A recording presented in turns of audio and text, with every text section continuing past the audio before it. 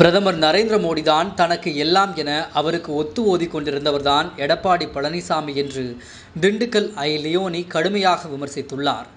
2 கோடி பேருக்கு வேலை தருவதாக கூறிய பிரதமர் நரேந்திர மோடி கடந்த 5 ஆண்டுகளில் 20 கோடி பேருக்கு வேலை தந்திருக்கிறார். விவசாயிகளின் வருமானத்தை இரட்டிப்பாக்குவேன் என கூறிய டிபாகூர் மந்திரவாதி போல் வாக்குறுதி அளித்ததாகவும், இன்று அந்த மந்திரவாதியின் முகத்திரை கிழிய போகிற நாள் தான் ஏப்ரல் 19ஆம் தேதி எனவும் தெரிவித்துள்ளார். 2 கோடி பேருக்கு வேலை கொடுப்பேன் ஆண்டுக்கு. 10 ஆண்டுல இதுவரைக்கும் 20 கோடி பேர் வேலை செஞ்சிருக்கணும். விவசாயிகளுடைய வருமானத்தை இரட்டிப்பாக்குவேன் துபாக்கூர் விட்டார் மந்திரவாதி மாதிரி. இன்னைக்கு அந்த மந்திரவாதியினுடைய முகத்திரை கிழிய போகின்ற நாள் தான் ஏப்ரல் 19. மோடிக்கு இதுதான் கடைசி தேர்தல். காரணம் என்னன்னா, அவருடைய புல்டாக் வேலை பூரா இன்னைக்கு இந்தியா முழுவதும் வெட்ட வெளிச்சம் ஆயிடுச்சு. மணிப்பூருங்கிற மாநிலத்தில் 200 தேவாலயங்களும் 150 இந்து கோயில்களும் இடிக்கப்பட்டு 1 லட்சம் மக்கள் அகதியா இருக்கிறாங்க. 2 ஆதிவாசி பெண்களை நிர்வாணமாக அழைத்து சென்று பாலியல் வன்கொடுமை செய்த அந்த மணிப்பூர் மாநிலத்துக்கு இதுவரைக்கும் எட்டி பார்க்காத ஒரு பிரதமர் தமிழ்நாட்டுக்கு 8 தடவை வர்றாருன்னா ஓட்டு பிச்சை எடுக்கிறதுக்கு. உண்மையிலே நீங்க இந்தியாவை நேசிக்கிற பிரதமரா இருந்தா நேரம் நீங்க மணிப்பூருக்கு போயிருக்கணும்யா. ஏன் போகல? பாராளுமன்றத்தில் அதை பத்தி பேசுற பேரா அமைதியா உட்கார்ந்துருக்காரு. ராசா பேசுறார். 7.5 கோடி சிஏஜி அறிக்கை கொடுத்திருக்கு. நீங்க 7.5 கோடி 7.5 லட்சம் கோடி நீங்க ஊழல் பண்ணிருக்கீங்க. மத்திய தணிக்கை குழு அறிக்கை கொடுத்திருக்கேன். என்ன பதில் சொல்றீங்க மிஸ்டர் பிரதமர்? ராசா கேட்கிறார். மணிப்பூரில் கலவரம் நடக்கிறது, என்ன சொல்கிறீர்கள்?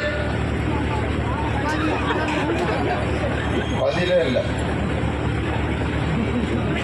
அம்பானியும் அதானியும் 20 லட்சம் கோடி அவர்களுக்கு கடனை தள்ளுபடி செய்திருக்கிறீர்களே, என்ன சொல்றீங்க?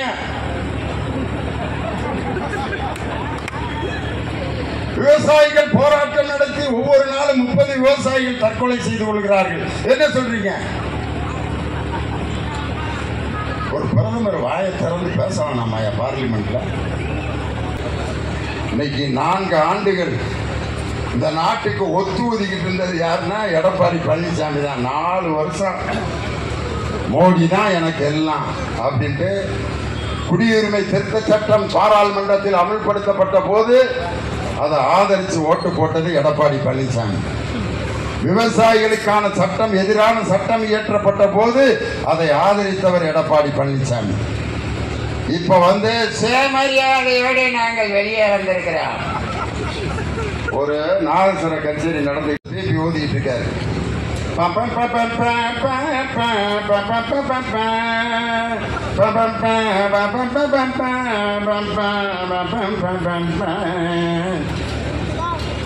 கூட ஒருத்தர் ஒத்துக்கிட்டே இருக்காரு.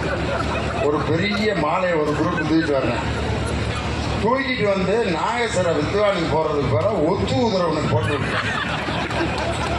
வித்வானு என்னடா அவனுக்கு ஏன்டா போட்டீங்க? அதுக்கு அவன் சொல்றான், அண்ணன் பிபிஐ இடையில எடுத்துட்டு ஓதிக்கிட்டு இருந்தீங்க. அவர் தான் 6 மணிக்கு வாயில வச்சவர் 9 மணி வரைக்கும் எடுக்கவே இல்லை. அவர் தாங்க வித்வானு. எடப்பாடி பழனிசாமி இந்த வேலையை தான் 4 வருஷம் பார்த்தாரு. இப்ப பெரிய சுயமரியாதை சுடர் மாதிரி தனியா நிக்க போறேன்ட்டு. இது என்னன்னா, என் தலைவர் சொல்ற மாதிரி கள்ள கூட்டணி.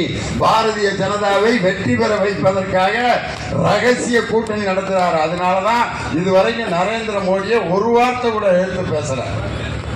உலகத்தில் எத்தனையோ பிரதமர்